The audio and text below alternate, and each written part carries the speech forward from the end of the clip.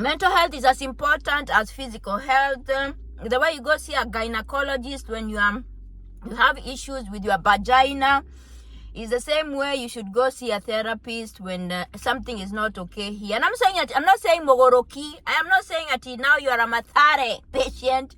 I am saying when you are overwhelmed. And last week I was overwhelmed with life, running after them kids. Even me that I'm separated right now, I cannot watch my baby daddy or ex-husband take poison and I'm there not doing anything.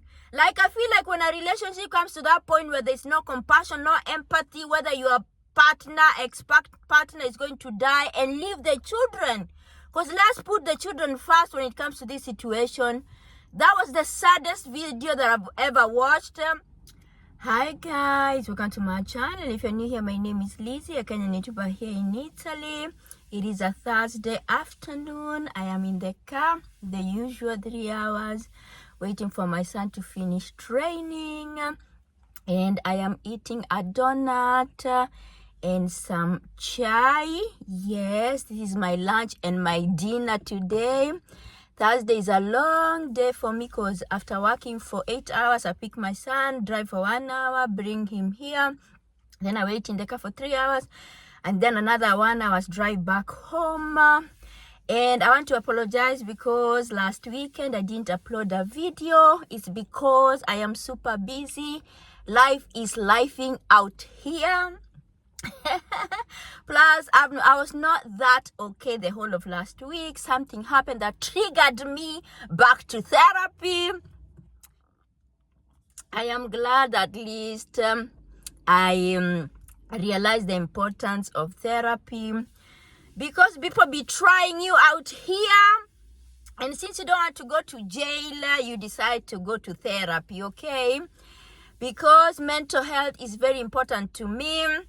When I was starting with therapy 1 year and some change ago, my therapist, when she saw me, she was like, when I started therapy, I was always on flight mode. As in, I was always like this. And she was like, you are not living, you are surviving. And I did therapy for a whole year. Nowadays, when I feel like something is not okay, that's when I go for therapy. And like I said, something triggered me.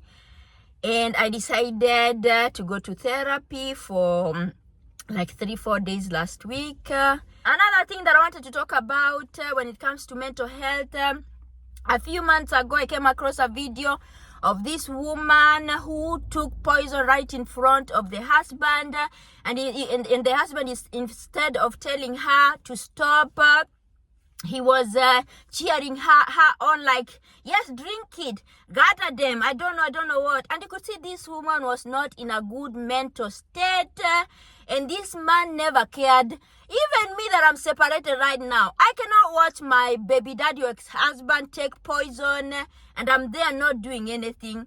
Like, I feel like when a relationship comes to that point where there's no compassion, no empathy, whether your ex-partner is going to die, and leave the children. Because let's put the children first when it comes to this situation. That was the saddest video that I've ever watched. And I kept saying, please help her. And you could see even this woman really wanted the husband to say some comforting words, because even when she fell down, she fell next to the husband, but he did not care. But whatever is done in the darkness comes to light, because I think this DJ never thought that that video will come to light. And I'm very sure, I hope those children, when they grow up, they are going to confront him and tell him, shame on you. You could have helped our mother. Even if the relationship had come to a point where of no return, people can separate. Me and baby daddy, we separated around 17 years. We are still okay. Instead of that video triggered me, and I was like, thank God. When I was going through them things, when our marriage was ending, no one came to a point of taking poison. Because that woman, you could see clearly, she wanted that man to comfort her. She wanted that man to say, please, I love you, or something.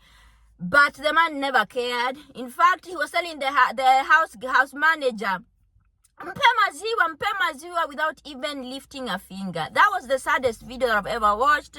And that's why I want my mental health to be here.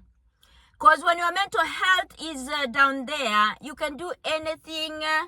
Like that woman who took poison, and at that point, she was not thinking of the children. And I saw even some people blaming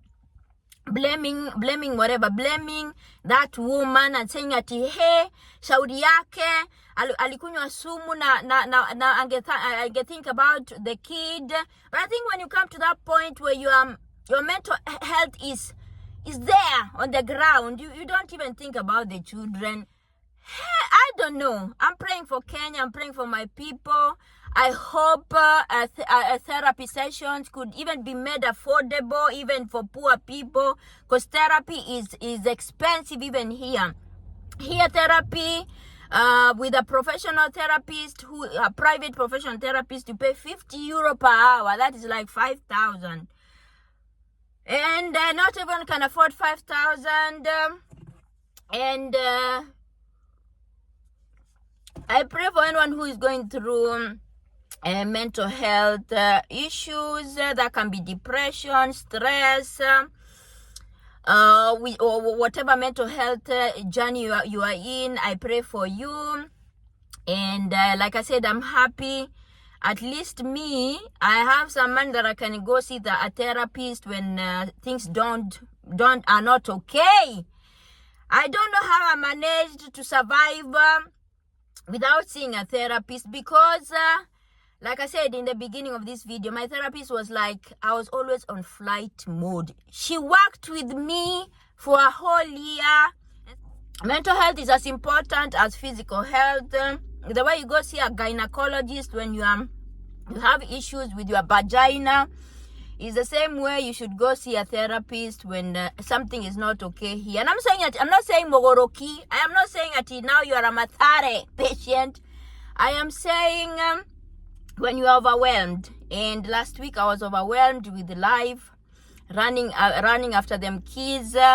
Now it's almost the end of the season for Davi, so there are so many tournaments. Ali had a roller skating competition. And plus work, we had a lot of deadlines and whatever. So last week I was overwhelmed. Like I could not pick up the camera or my phone to shoot a video. Anyway, guys, please pray for me.